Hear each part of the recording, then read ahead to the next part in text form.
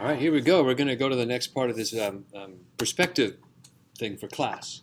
What we're going to do is we're going to take those blocks. Remember, we just made those blocks with two-point perspective. Now we're going to stack those blocks on top of each other, and we're going to rotate them. Okay, so there'll be something along those lines. They'll look like they're stacked on top of each other. They may look like there's a little gap between them. That's totally fine too. It might look like they kind of, one sticks out farther than the other, and this one kind of does that. They're all going to be very similar, but look different from each other a tiny bit. Here's how we do it. We're going to use two-point perspective. The exact same thing you just did. We're going to use that. But it's just going to be some little steps to go by here. First thing you do again is get that horizon line. Okay, so use a ruler for everything. Make your 2 points. 1 point, 2 points. Then we're going to make blocks that are big. Big on here. They're going to be as tall as your hand, like that part. How tall this is going to be like as tall as your hand. So from here to here, for like that. We're going to make them go right through the middle of this page. So we're going to make a straight line. Again, we're drawing the corner first. That's what we just drew. Okay, and then we're going to make another one up on top. And the top of this one needs to touch the top of the paper. And look how I have offset it a little bit. That's what you want to do, just a little bit. Okay, now the one on the bottom also needs to touch the bottom, and again, don't line it up perfectly. We want to offset it this way a little bit, or offset it that way a little bit, and they can come kind of close to each other, but don't let them line up together perfectly. Now it's okay. See how there's a little gap here between these two, and let's see. I'm going to intentionally do these two different. I'm going to let these two lines slightly go past each other like that. These two don't quite go past each other like that. Okay, so that's fine either way. Now, just like we did these, you guys, don't get confused. Just like we did this. I'm going to do this really fast because I just showed you. We're going to go from the top and the bottom. Okay, we're going to get rid of some of this, don't worry.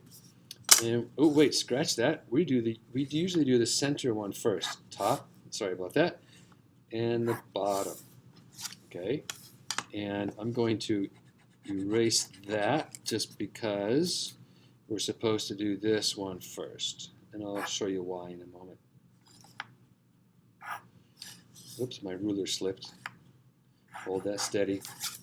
Now we're going to slide to the left. Slide to the right. Now see how big that cube is? That's about the width of my hand. That's what you want to do. Don't let your cubes get bigger than your hand. They'll look really awkward that way. All right, now we can go up to the top. So I already did that. Look how this one kind of lines up perfectly. It just happened to line up perfectly. From the top, I go down to the vanishing point. Now check this out. This is the corner of that top cube right there. But it's hidden behind here. That's what's going to happen sometimes. Like I said when we had these stacked. That's going to happen. Don't draw that line. Okay, you don't have to. So just pretend it's back there. Now we're going to slide to the left. I could slide here or here or here or here. I'm going to come out here. And I slide to the right, and I'm going to stop short. Stop short of this one. Okay, so over here we're done. Now here's the trick. Something is missing on that top one. Remember, there should be 3 sides. Kind of 2 sides and a bottom. We don't see the bottom yet because it's going to hang out right over here.